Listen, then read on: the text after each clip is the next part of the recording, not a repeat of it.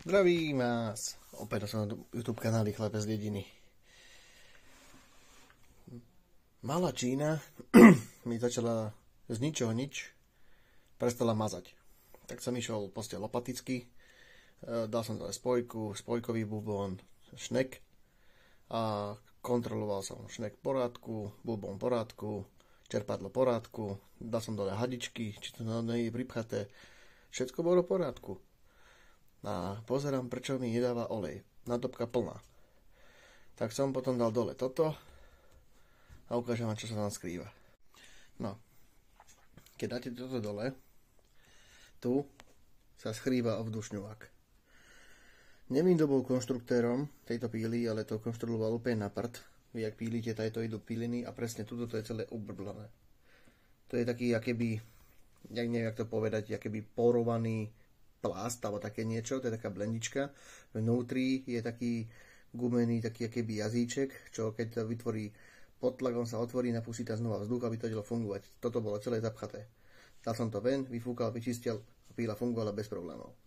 Proste je to veľmi zle skonštruované, to ide bordel a robí to paseku, takže to idem trošku upgradenúť, aby to nerobilo blbosti a idem to znova dať dokopy.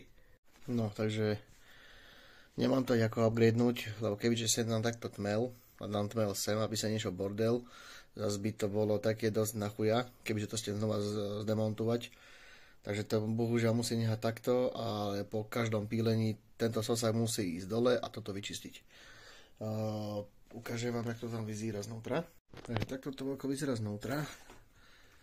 Tu vnútri máte takýto, ten gumový, taká gumová blbosť, vnútri je taký jazyček, aby to nepropúšťalo olej, ale keď toto vyťahnete, tak samozrejme ten jazyček práve letí ven a práve vám to všetko vyteče.